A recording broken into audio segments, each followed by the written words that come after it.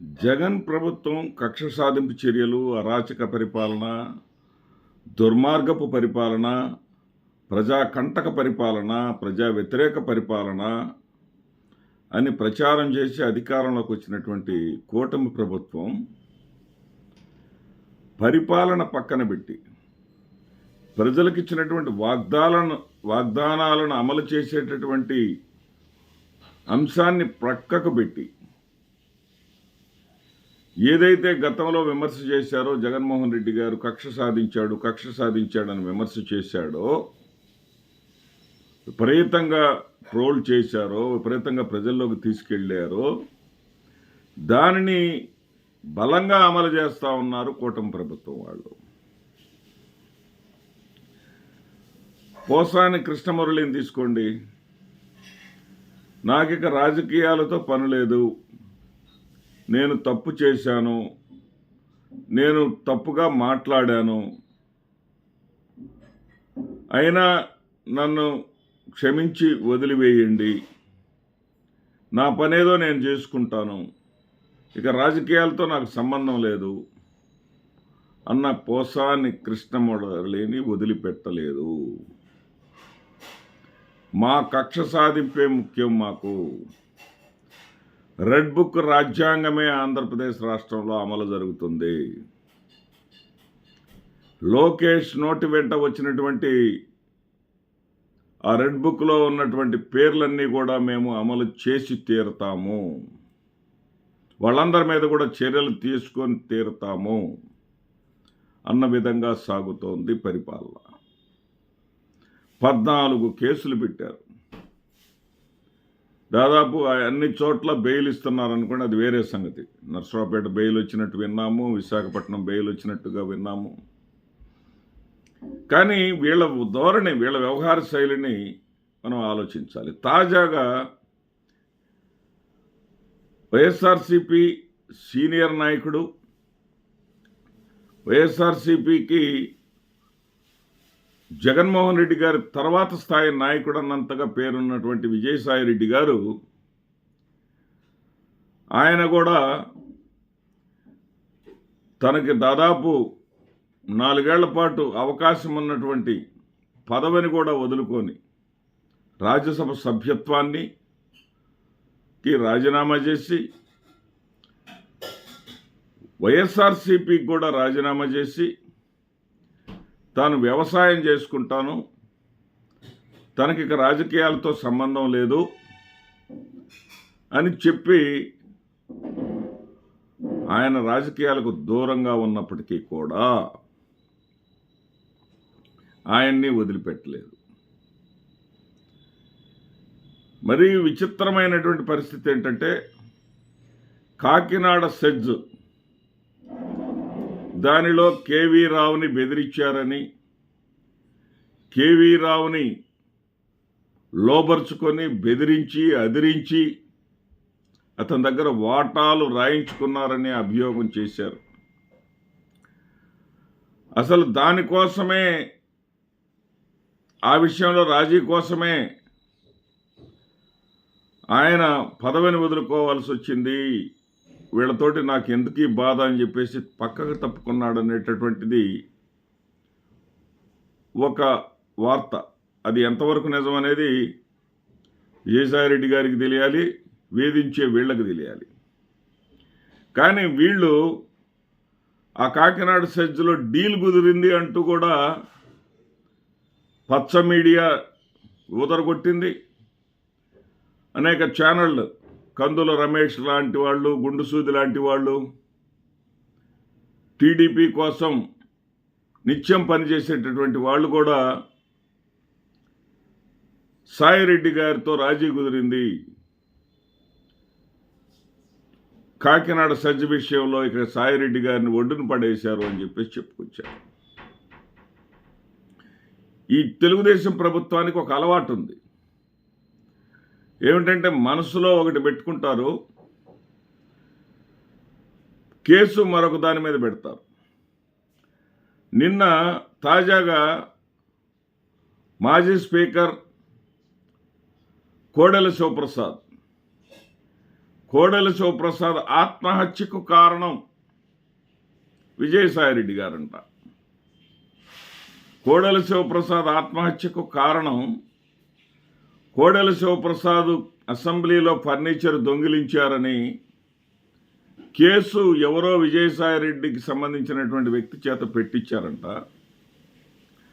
ఆయన కేసుని ఉపసంహరించుకున్నాడు. ఉపసంహరించుకున్న వెంటనే విజయసాయిరెడ్డి గారిని A1 ముద్దాయిగా చేరుస్తూ కేసు అండి. ఆ కేసు సిఐడి వాళ్ళు కేసు నమోదు చేయటం జరిగింది. విజయసాయిరెడ్డి గారి వల్ల కోడెల శివప్రసాద్ ఉరేసుకొని చావటం ఏంటి? కోడెల శివప్రసాద్ మరణించిన సమయంలో బ్లైండ్ పర్సన్, 2 కళ్ళు లేను వ్యక్తి, మొదటి నుంచి ఎన్టీ రామారావు గారు తెలుగుదేశం పార్టీ పెట్టిన రోజు నుంచి పల్నాడు ప్రాంతంలో తెలుగుదేశం పార్టీకి మాత్రమే ఓటేసేటటువంటి వ్యక్తి. అతనిని మీడియా అడిగింది అత్యుత్సాహంతో. ఎందుకంటే అప్పటికే ABN ఆంధ్రజ్యోతి మీడియా విపరీతంగా ప్రచారం చేస్తూ ఉంది. జగన్మోహన్ రెడ్డి కక్ష సాధింపు చర్యల వల్లే, కేసులు పెట్టడం వల్లే ఆత్మహత్య చేసుకున్నాడు అని. మరి ఆ అభిమాని ఆ వృద్ధుడి చేత, ఆ గుడ్డివాడి చేత కూడా చెప్పించాలని చెప్పేసి అతని దగ్గర మైక్ పెట్టేసి, ఏమయ్యా మరి కోడెల శివప్రసాద్ చనిపోవటానికి కారణం ఏంటి చెప్పండి, కొత్తగా అధికారంలోకి వచ్చినటువంటి ప్రభుత్వం వేధించటం వల్లే కదా చనిపోయిందయ్యా అంటే, పాపం ఆ వృద్ధుడు, ఆ తెలుగుదేశం వీరాభిమాని అమాయకంగా వీళ్ళు ఆశింది చెప్పకుండా నిజాన్ని చెప్పేశాడు. బిడ్డలను కంటాం కానీ రాతలను కనం కదండి. ఆస్తుల కోసం తండ్రిని పొట్టన పెట్టుకున్న బిడ్డలు అని చెప్పేసి ఆయన చెప్పేశాడు. అది నిజం. పల్నాడులో ఏ ఒక్కరిని కదిలిచ్చినా చెప్తారు. ఆ తండ్రిని, ఆ కోడెల శివప్రసాద్ని మరి మరణించిన వారి గురించి అనకూడదు. అతనికి ఉన్నటువంటి వివాహేతర సంబంధం రీత్యా, మరొక డాక్టర్తో ఉన్నటువంటి సంబంధం రీత్యా ఆ డాక్టర్కి తన ఆస్తిని ఎక్కడ వీళ్ళకి దక్కాల్సినటువంటి ఆస్తిని ఆ మహిళా డాక్టర్కి ఎక్కడ రాసేస్తాడోనని మరి వాళ్ళు